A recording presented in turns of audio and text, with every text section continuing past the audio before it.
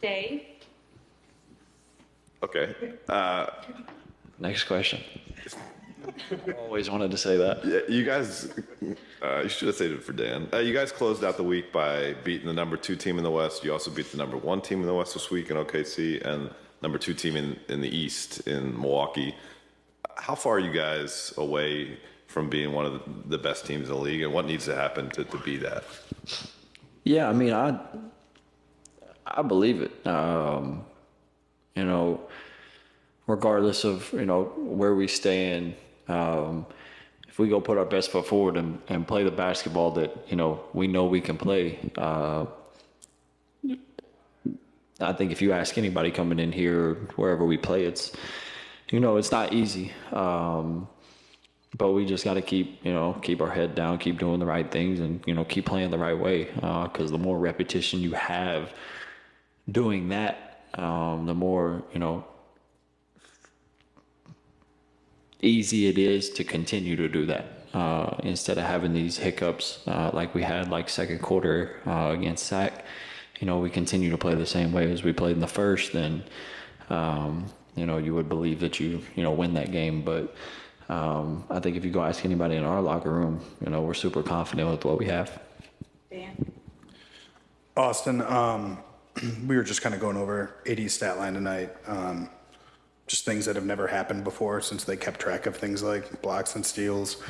How active was he defensively? What did you see kind of being on the court with him? And do those stats register at any point during the game? Like, oh my God, this dude has 20 plus rebounds or? No, I knew he had a lot of rebounds. I didn't know it was 25. 10 offensive rebounds is crazy. I did feel as if during the game, anytime we shot and missed, he was there to, give us a second, chance opportunity with the offensive rebounds, getting himself to the line. But the steals, I don't know. Whoa. Good, big dog. The steals is crazy. 7 steals is very, very impressive. I thought it was 7 assists and 5 steals, but both of those numbers for, what he does is special, and it was a special night for him. But to answer your question, I didn't really feel like all that was going on in the midst of the game until Darvin said it, after the game. Come take a seat, my boy.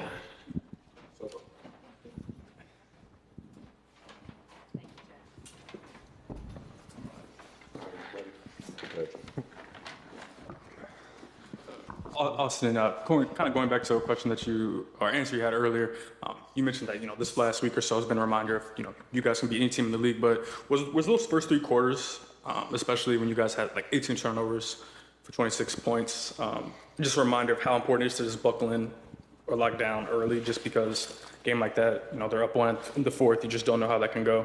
Yeah, for sure. You go into every game hoping that you play a perfect game. That's unrealistic, but from start to finish, you want to dominate the game. And felt like there were spurts in that first 3 quarters that we looked really good, and then spurts that we didn't. And like you said, going down 1 to start the 4th isn't ideal, but it's still a situation for us to go win a basketball game. And I feel like that's what we did. We competed really well defensively in that 4th quarter, and just grinded that one out.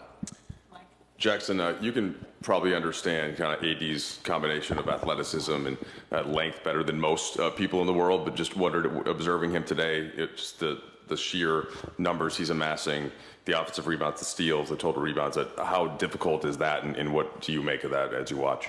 I mean, the man had 27 and 25, so that's saying something. That's almost, that's almost 30 and 30, which, I've never even got close to 25 boards, so. But, he just knows the game so well, and his timing on everything is so good. So, he's able to, go contest or, get back to the rebound, and he just knows where it's going to be. And that's something I got to take from him and try to learn from him. But, I mean, it's one of the best to do right there. Austin, this one's for you. You didn't know. I didn't know you had so much dance moves, bro. I saw the behind the back snatch to the spin. Even D'Lo was dancing on the side. You've been doing a good job when people have you on your hip using that snatch. But just talk about that sequence and then having defenders on your hip and then being able to snatch back with the behind the back. Yeah, workout with Phil Handy. I'm sure you've seen a couple of his workouts, but nah, it's really just trying to take the opportunity that the defense allows. He was trying to jump over the screen on the one, so the spin was there, but yeah, it's really just kind of instinctual, but yeah, it's fun basketball. Last question for Austin before Dan. I guess this is for both of you guys. Austin, you played with Anthony Edwards. What did you think of what he tried on AD? Jaxson, you're a guy who's dunked on people. What did you think of that play? I don't know. You're putting me in a tough situation because AD's my teammate, but it was really impressive. Something I wish I could do, which will never happen. But yeah, I don't remember what happened in that sequence, but I've seen him get into his right, left, and that's I think how he likes to jump the most.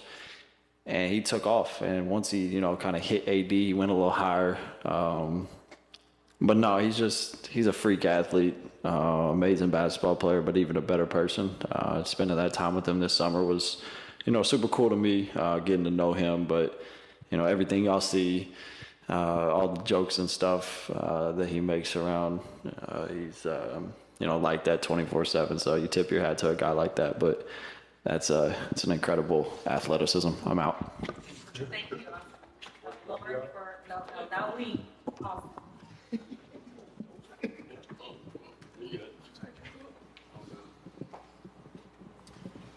Jaxson, I'm curious, you mentioned that there's a couple things that you would like to learn from AD and kind of take from his game. What are some of the biggest things that you've learned so far just being his teammate and playing with him? The biggest thing for me is just the non-fouling. That's a big thing we've been working on since I got here, is just keep my verticality, and like he does really well is get verticality, and then he gets back into the play maybe for like another block or another rebound, and that's something I'm trying to work on with him, is just how to get my verticality so I don't go flying back, and then I can actually kind of stay in the play. But just little things like that, like his post work, his ISOs, his middies, just little footwork stuff I can take from him. I just try to learn as much as I can. Jaxson, just a little bit, about your journey. Playing in New Orleans, coming here, still being super young, want to be in the top picks of the draft too as well. How's, the pressure and, being here with the Lakers, how has it been different, being here from other teams? And then also, what are some things you feel like you've been able to showcase since you've been here too as well? I mean, definitely at first, it's like a definitely big change up from like a mid-market team to a big market team. And, I mean, like you just see it with like the media, like, I mean, all you guys in here, like I ain't never had this many people in my media meeting ever, like after the game. But just like little things like that. And, I mean, you're always going to have the spotlight on you out here. And, I mean, like this is Laker basketball. So, I mean, it's worldwide. And so everyone knows who you are, and everyone's big fans, and they expect a lot from you because there's so much greatness that's come from this organization. So, I mean, at first it was definitely a little bit of pressure, and I mean, I felt like I was trying my best to handle that, but as the season's gone on, I've definitely been able to handle it a little better and just trying to keep learning and growing. And Jaxson, seems like you and D'Lo have kind of started, developing some good chemistry in those pick and rolls and on the dives to the rim. Can you just talk about that and some of the passes he's given you recently? Yeah, I mean, shoot, y'all seen it. I mean, he's such a threat offensively that, I mean, it's just great playing pick and roll with him because, I mean, if he comes off open, then most likely the big's going to slide over to him and I'm going to be wide open for a dunk. Or if I come off open for the lob, then he's just getting straight to the rim every time. So, I mean, we've kind of got a nice rapport on that. And we have a few certain plays that we like to run whenever we're in the game, just to get to that or like get to our spacing with that. And it just helps a lot when you have such an offensive threat like that.